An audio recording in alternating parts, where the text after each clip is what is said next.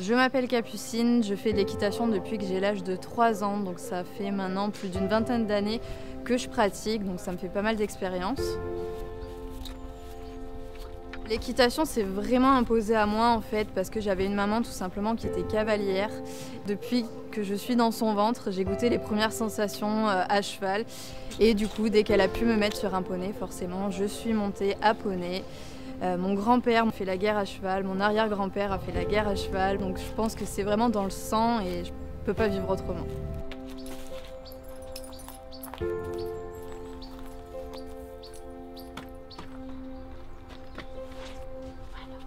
Quand j'ai eu mon cheval, j'avais 16 ans, lui il avait 4 ans, donc on était tous les deux assez jeunes dans notre travail.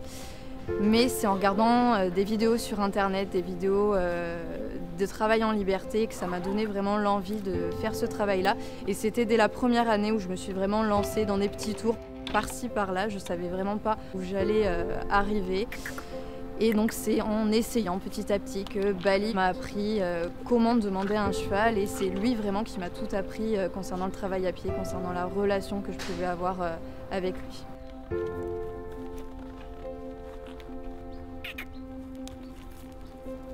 Le premier sentiment que j'ai eu quand j'ai eu mon cheval, c'était un sentiment de liberté.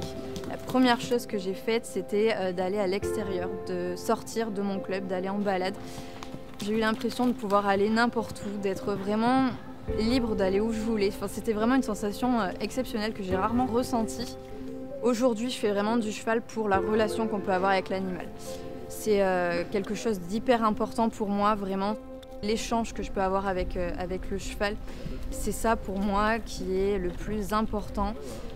Si demain je peux plus faire de cheval, monter c'est pas forcément grave, mais si on me coupe totalement des chevaux, je peux pas vivre. J'ai ça depuis que je suis toute petite, donc forcément c'est impossible. Je ne peux pas imaginer ce que serait ma vie sans voir un cheval, sans toucher un cheval, sans pouvoir avoir une relation avec lui. Monter, encore une fois, c'est pas quelque chose qui me dérange. Mais ne pas être là, sentir leur odeur, être au quotidien, les toucher, ça serait vraiment quelque chose de très compliqué pour moi.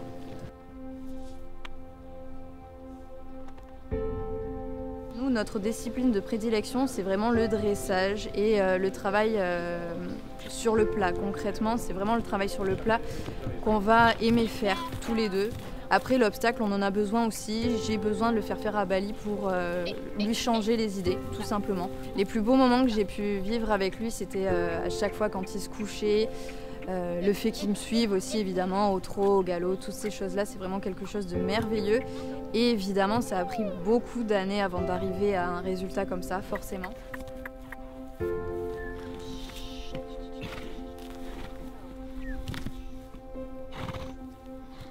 Du coup, ce qui est bien, c'est que j'ai réussi à combiner en fait ma passion du cheval avec mon travail.